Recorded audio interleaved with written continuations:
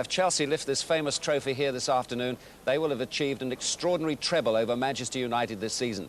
But if United win the Cup, they will do what only 3 teams have done this century, the famous double. One of us side has been for the run-in with Schmeichel, who's fit again, and Parker, Bruce, Pallister, Irwin, Kanchelskis, Keane, Ince, Giggs, Cantona and Hughes.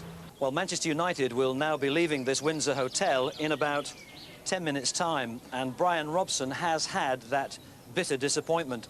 Alex Ferguson deciding overnight that Brian McClair offers him more alternatives as United's second outfield substitute. United, well, these are live pictures now of the Manchester United squad leaving their hotel.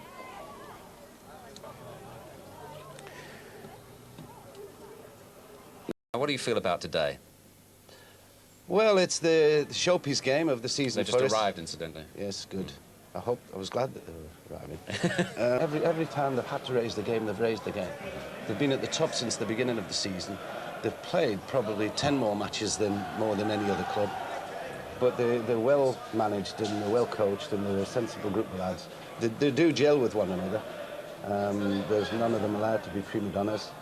They're very sensible people and really good players. I mean, to have so many skillfully individual players is very fortunate for us. Looking back, Eric Cantona was a wonderful, wonderful signing by Alex Ferguson, but there were a lot of doubters at the time, weren't there? Yes, yeah, and May included, you know, because we've had our troubles and strife sometimes at Man United, and we wondered whether it was a good thing, but we've always left Alex to do what he wanted to do, and his decisions have always been right. And he got Eric Cantona from Leeds, and the results have been that I have to pinch myself now and again, you know, to think how lucky we've been to have got him. He's one of the great players, and I don't really find a weakness in him, except that now and again when the players try to rile him and rough him up a little bit, he responds. And all the people from Manchester United, they're all arriving about now. It's great. Have a great day, Bob. I'm having a great day up to now. Yeah. Excellent, good. I continue to do so. Thank you. Well, it is a very, very big occasion, as I've said earlier. I've seen so many FA Cup finals, and I've always thought, well, gee, I wish I could play in one of them, and here I am today playing in one of them, and it's just a very, very big day.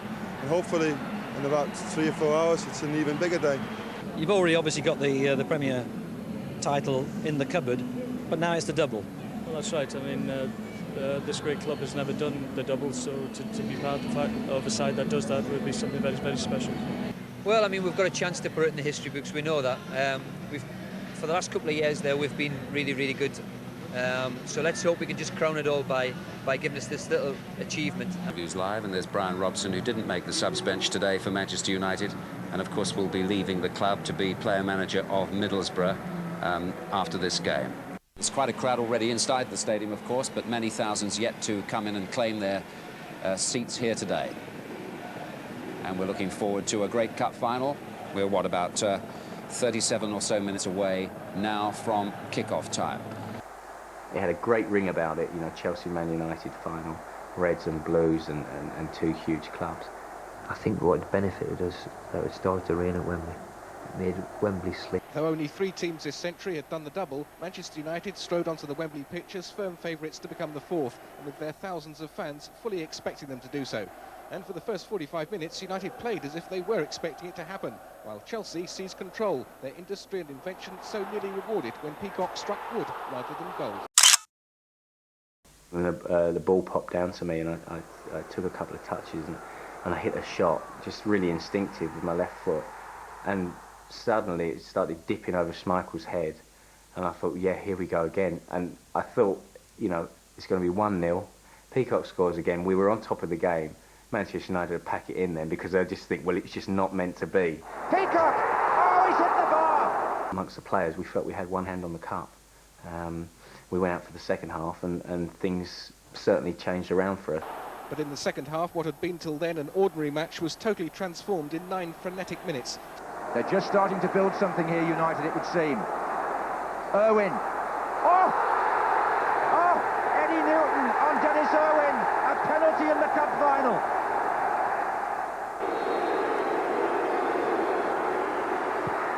Oh!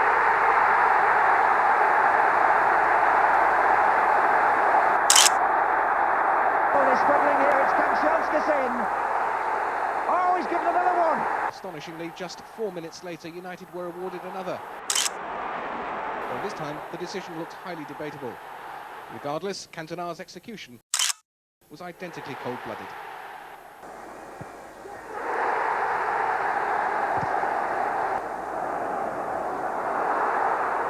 Hughes! Yes! Mark Hughes again! It was a double United were hardly expecting, and they made sure of the one they were aiming for as Hughes took full advantage of Sinclair's slip. And by the time Ince selflessly presented Leclerc with United's fourth, it was all purely academic. And there it is!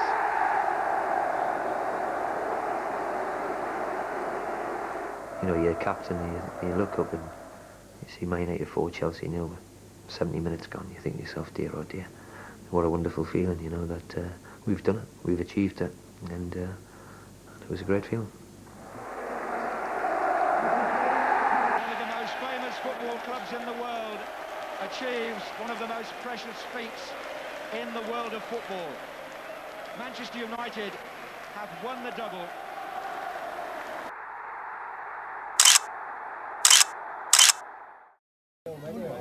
Hold it up, Alex, please.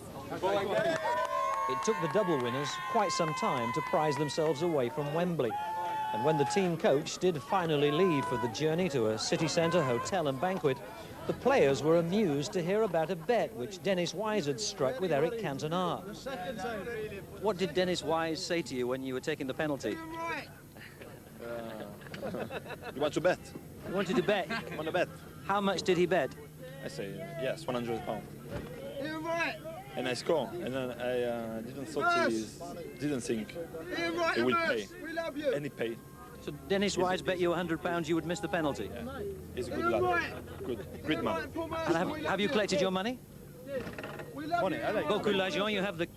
I like to play for the game, and I like to play money. I like to play casino. I like to play exciting thing. We love you in right, But two penalties, you took both in the same place. Yeah. Why? Why? Because twice he dived on the right. So twice I shot on the left. If he dived on the left, I shot on the right. Ryan, did you enjoy the experience? Yeah, you know, it's my first FA Cup final. Obviously enjoyed to win it. The feeling seems to be that Chelsea played against you today exactly the way they did in the two league meetings, so nothing was a surprise, really. Yeah, well, we knew that. We knew that. We knew that.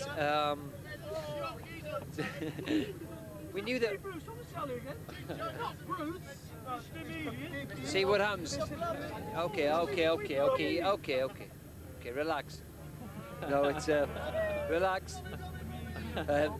No, it's we knew which way they're going to play. I mean, they've had success against us twice playing that way, so we knew they're going to have a little go at us. But once we scored, then obviously them tactics then go out the window, and that's when you see all out at their best. I mean, the lads up front then can get that little bit of freedom, and towards the end, exactly what happened. Alec, you're pleased to have your hands on that? Oh, absolutely. It's a wonderful feeling. No disappointment is the weather. Perhaps a word about your number 2, Brian Kidd. Who? Oh, yeah. He's in different class. Well, he knows the history of the club, he knows what's required. He's done fantastically well for me. And I know the great thing is loyal to me, and that's important. Well done, Alden. Well done. You can speak if you like, Brian. It's been a marvellous 3 years working with the boss. I mean, what he's learnt me as well is priceless. And I'm not just saying that. Magnificent managing, it's a great thing, the club. And I'm personally pleased because it's in the history of the club now we've won the double. And I think Manchester United deserve that, going back to 57. And obviously it's in our thoughts of the late, great Sir Matt Busby. Even the weather couldn't dampen the spirits of Manchester United and their fans tonight. And it's a party which is likely to go on for some time. Manchester United's Old Trafford football ground standing empty at the moment. The fans instead lining the 3-mile route along which the double heroes are parading the trophies. And certainly the crowd at its thickest at this centre point on the route, just before Stretford Town Hall and opposite the Old Trafford County Cricket Ground. Perhaps 10 and 15 deep, on the pavement at this centre point, and here alone the crowd may be 20,000 strong, saluting the team who 37 years after the Busby Babes failed to do the double when they were beaten in the final, have finally achieved that notable landmark for the club, winning the Carling Premiership and the FA Cup. Preston did the double, and Aston Villa before the turn of the century. More recently, Tottenham in 1961, Arsenal in 1981, Liverpool in 86, and now Manchester United in 1994. Have you been keeping everybody in order in the last 24 hours? In a word, no. I mean, no, it's been a time, it's been a long 10 months, and I think the lads deserve to let their head down. It was behind closed doors last night, so nobody's seen us make a fool of ourselves.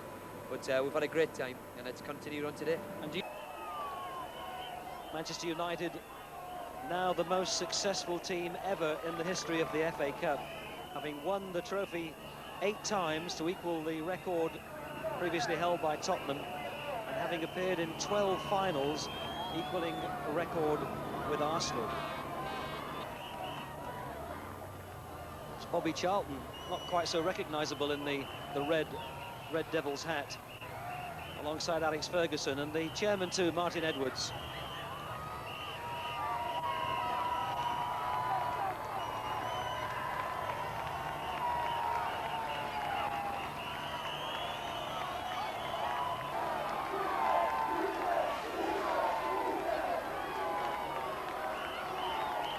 It's Gary Walsh, the reserve goalkeeper, holding onto the Carling Premiership trophy.